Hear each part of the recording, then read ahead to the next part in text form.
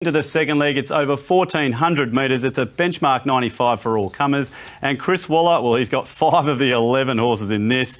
He's a popular trainer, Mike, but Invincible and New Universe, they are not popular horses in my books, mate. One bobs up when you just don't expect, and the other, well, he just doesn't bob up at all. Yeah, you call those horses. They've both got some quirks, don't they? 1,400 metres, a high-grade race, benchmark 95. The thing about this race, it's the steady tempo. What's going to happen? Is Flo going to go forward or maybe go back, tougher than the rest? He might get a peachy run. The steady tempo is definitely a key factor in this race. OK, let's have a look at the market now for the second leg of the quaddie, and there is Flo. Had a couple of trials, always well supported, and it's about $3.60 into $3.10 here, Mike. New Universe, one of those horses we mentioned off the top. Invincible for Waller, Sir Bacchus for Waller. Gee, he's just dominating this, isn't he? And there's Prometheus, another one of these first up. But Mike, this money for Flo, it just comes and comes every time he's first up. What do we make of the trial? He is so short. The trial was OK, but we're not going to look at it. I don't quite get it. We're not going to look at him in a replay.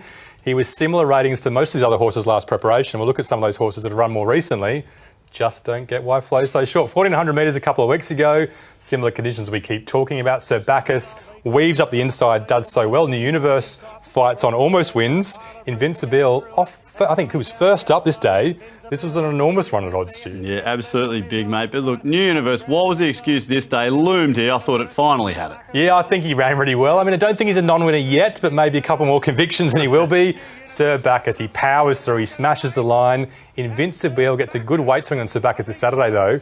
Second up, maybe he beats him. All right, well, let's have a look at another horse, Mike, and this is a namesake horse. He is tough, tougher than the rest. This is his last decent run in Sydney. Well, it was a good win in Sydney. Sir Bacchus can obviously line the form up here, though, Mike, but this horse just loves to fight. It's in the inside and just loves coming back. Yeah, obviously I think it was his first run for Waller this day and he won at massive odds. And there's Sir Bacchus, we didn't flag him before, but he's the grey. He stands out anyway. Similar weights in this particular race to what they face on Saturday.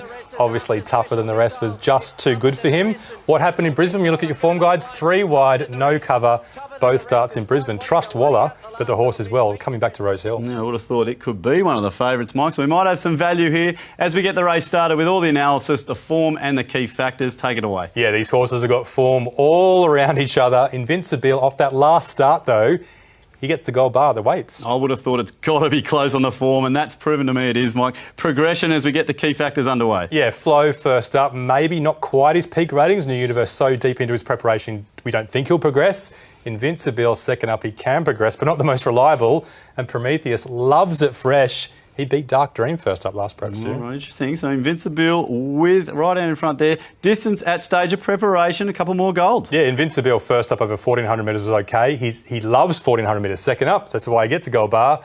And Prometheus, 1,400 metres first up, suits him just fine. All right, track conditions, the good track. Most of them raced a couple of weeks ago. No gold bars. Let's shift through the gears pretty quickly on this one, Stu. Invincible streeting ahead here from this Sydney form. This is interesting, Mike. Position in or run, does that bring him back into consideration? Yeah, Prometheus on pace. He can get a nice peachy run. They like to push forward the blinkers on. Tougher than the rest.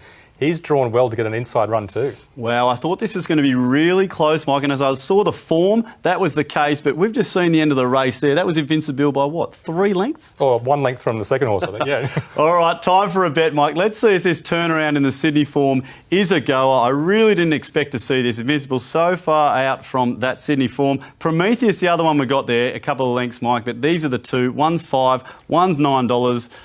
Wow, where are we going? $9? Yeah, quite surprised there is such a gap. Obviously, New Universe, Flo, Sir Bacchus, they're all going to run well. I guess the key factor is all about progression, being suited on the day, which is why those 2 horses go up in the ratings for us.